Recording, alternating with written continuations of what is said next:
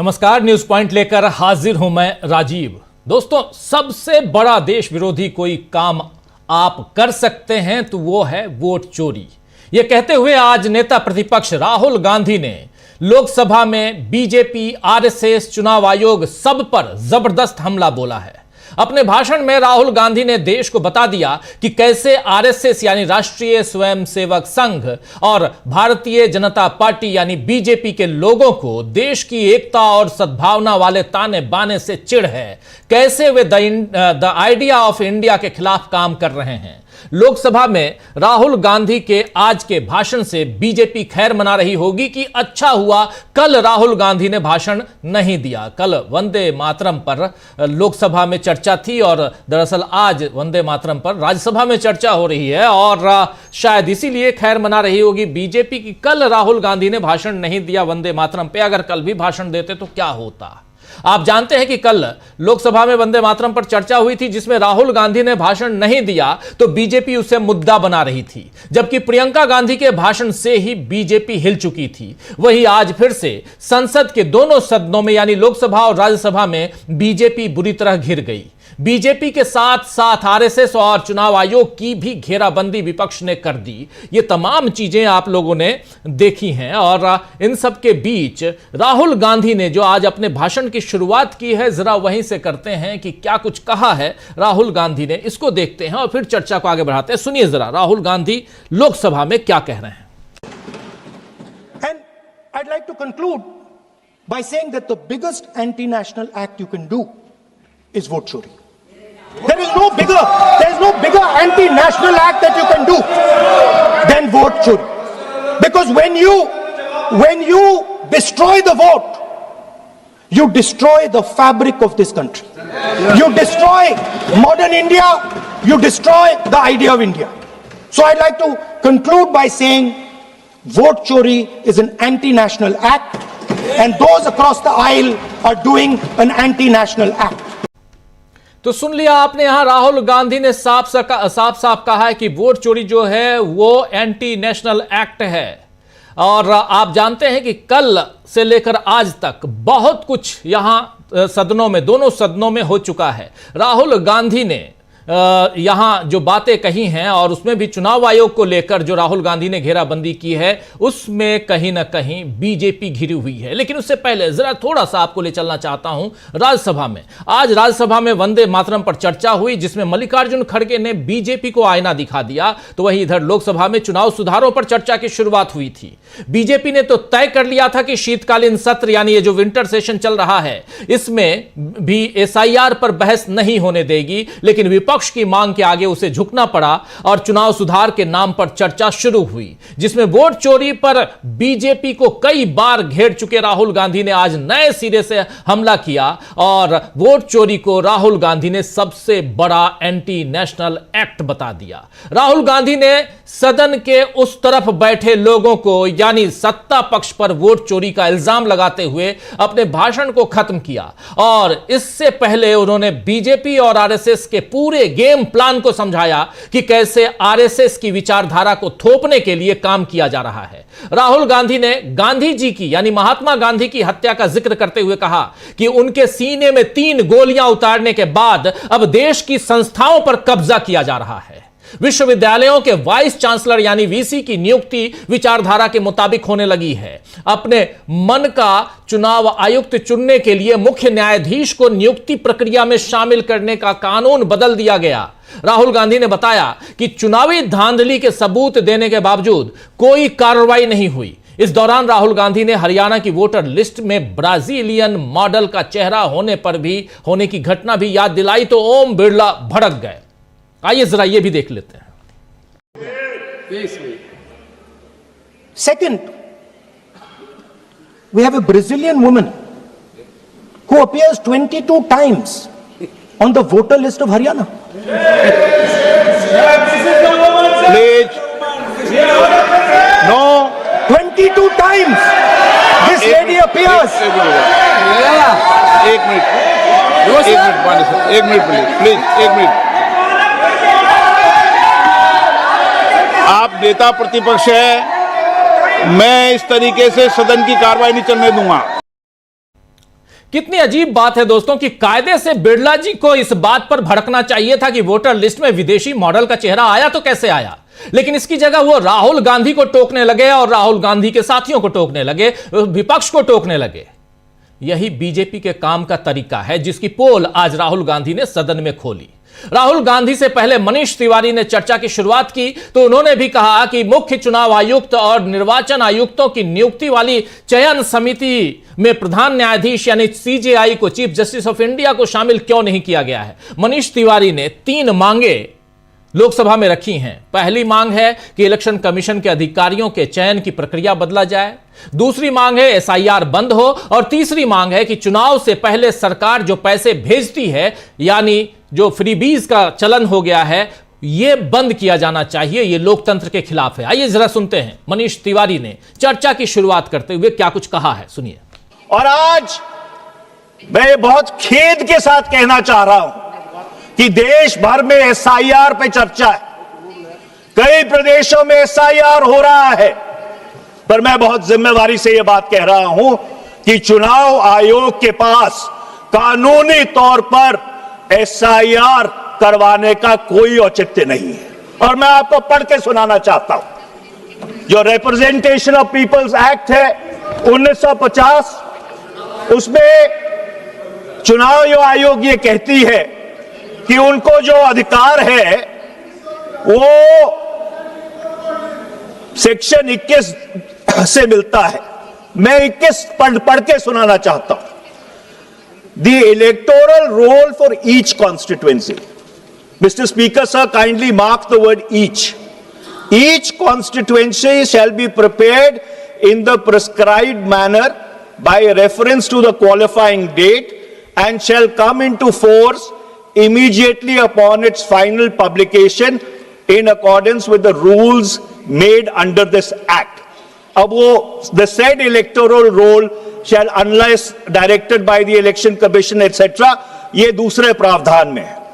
अब तीसरे प्रावधान में रिप्रेजेंटेशन ऑफ पीपल्स एक्ट का जो कानून है, जो इस सदन ने बनाया है, वो कहता है notwithstanding anything contained in subsection 2, the election commission may at any time, for reasons to be recorded in writing, direct a special revision of the electoral roll for any constituency, not every constituency, for any constituency or part of a constituency in such manner as it may think fit.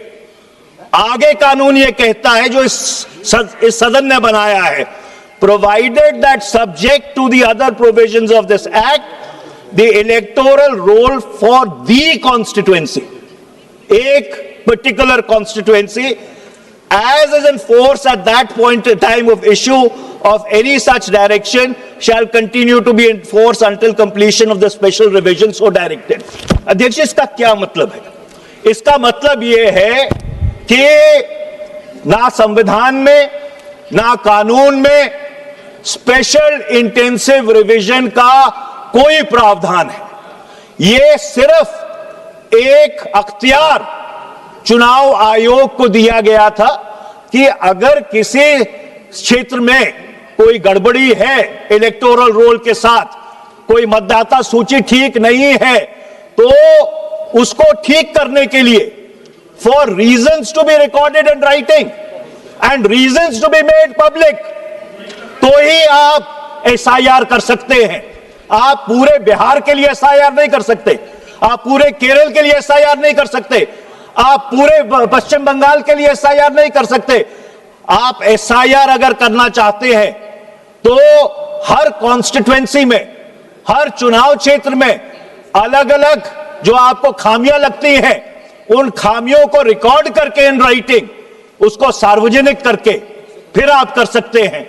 मैं sir तो सुन लिया आपने, यहां मनीष तिवारी ने कहा है कि चुनाव आयोग के पास कानूनी तौर पर एसआईआर करने का कोई अधिकार नहीं है। चुनाव आयोग कहता है कि उन्हें एसआईआर कराने का अधिकार सेक्शन 21 से मिलता है, रिप्रेजेंटेशन ऑफ पीपल एक्ट 1950, 1951, 21 धारा 21/3 से।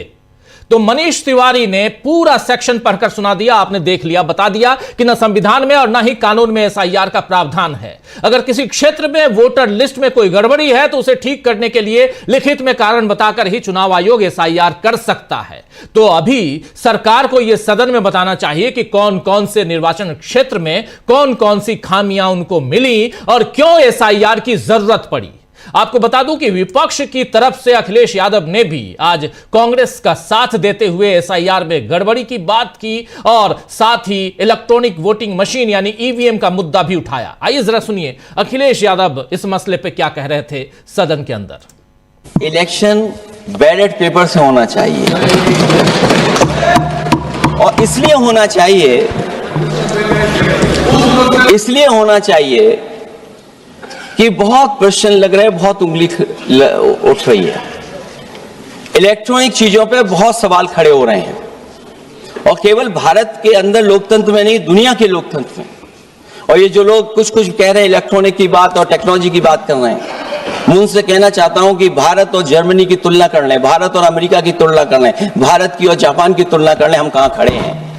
अगर वो संपन्न देश जो टेक्नोलॉजी में हमसे कई गुना आगे हैं, अगर वो स्वीकार नहीं कर रहे ईवीएम, तो आखिरकार हम ईवीएम को क्यों स्वीकार कर रहे हैं। अगर उन देशों में लोकतंत्र है और बैलेट से वोट पड़ रहा है, तो यहां पर भी बैलेट से वोट पड़ना चाहिए। और जो मेरी जानकारी जहां तक पहुंचती और जानकारी है मुझे, वो जानकारी ये कहती है कि जर्मनी में अगर आप ईवीएम से वोट डालेंगे तो वो अनकॉन्स्टिट्यूशनल माना जाएगा। सोचो, जर्मनी जैसा देश बैलेट पेपर से वोट डलवा रहा है, तो आखिर भारत जैसा देश हम बैलेट पे क्यों नहीं जा रहे हैं।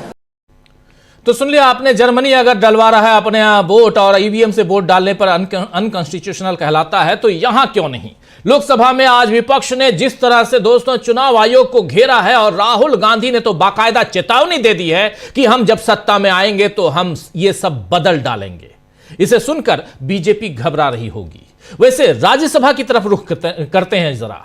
राज्यसभा में भी बीजेपी की हालत आज अच्छी नहीं रही, क्योंकि कल प्रधानमंत्री नरेंद्र मोदी और आज अमित शाह ने इमरजेंसी यानी आपातकाल का जिक्र कर आरोप लगाया कि वंदे मातरम के 100 साल होने पर देश को बंधक बनाया गया। लेकिन मल्लिकार्जुन खड़गे ने बता दिया कि तब तो इंदिरा गांधी ने वंदे मातरम पर डाक टिकट जारी कर दी थी। आइए जरा सुन लीजिए, और यहां ऑथेंटिकेट कर रहे थे मल्लिकार्जुन खड़गे। सुनिए जरा, देखिए। सभापति जी, बीजेपी के लोगों को वंदे मातरम की याद कई दशकों के बाद आई है, परंतु मैं सदन को याद दिलाना चाहता हूं कि वंदे मातरम की 100वीं सालगिरह के मौके पर वंदे मातरम पर पहला स्मारक पोस्टल स्टैंप 30 दिसंबर 1976 को श्रीमती इंदिरा गांधी जी के कार्यकाल में जारी किया गया है। वो स्टैंप भी मैं आपको दिखाता हूं, ये भी भेज दीजिए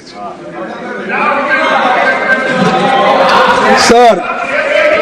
अरे आप लोग देखे नहीं भाई, जरा देख के तो देखो। मुझे अपने सार्वजनिक जीवन के शुरुआती दिनों में एक लोकप्रिय स्टैंप बहुत अच्छे से याद है। मैं उस वक्त कर्नाटक स्टेट में एजुकेशन मिनिस्टर था, तो उस वक्त ये निकाला गया। हम लोग भी वहां पर स्टेट में इसका फंक्शन करते। आपकी अनुमति से इस स्टैंप की एक प्रति दिखाना चाहता हूं। मैं अभी आपके पास भेज रहा हूं और वो आप उसको जरा देख लीजिए। ये तो इतिहास की बात थी जिसे प्रधानमंत्री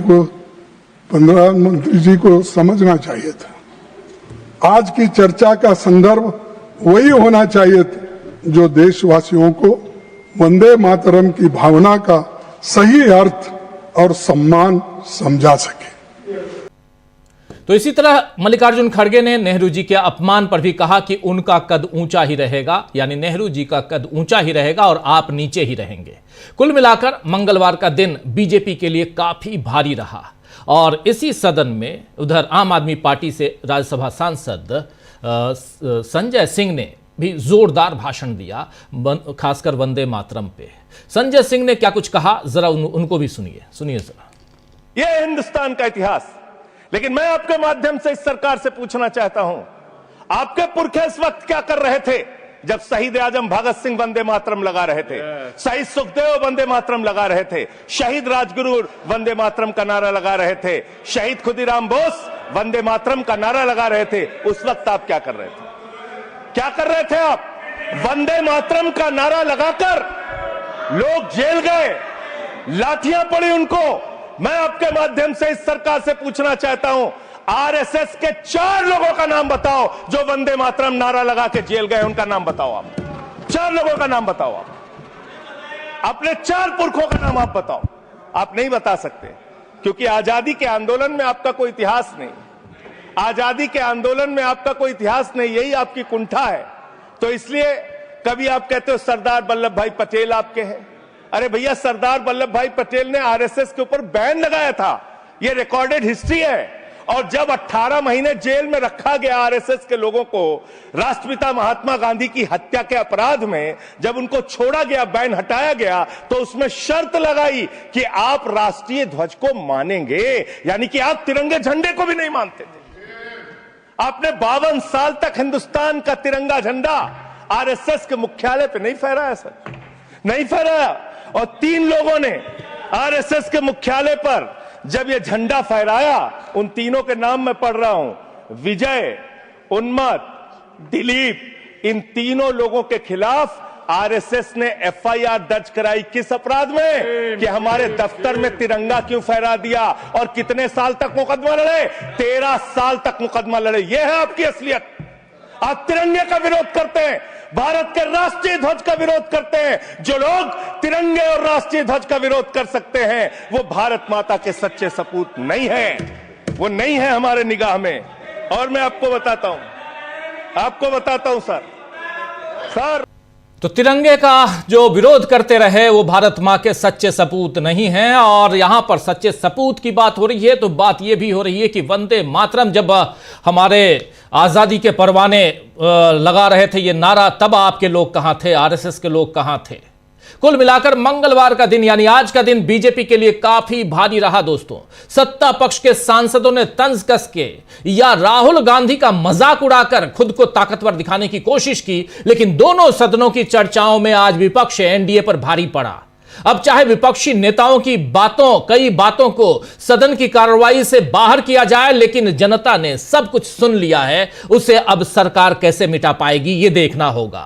राहुल गांधी ने गांधी जी का नाम लेकर कहा कि जिस दिन 3 गोलियां मारी गईं, उसी दिन से आरएसएस ने अपना काम करना शुरू कर दिया था। चलिए चर्चा की शुरुआत करूं, लेकिन उससे पहले राहुल गांधी के इस अंश को, उनके भाषण के इस हिस्से को जरा सुन लीजिए।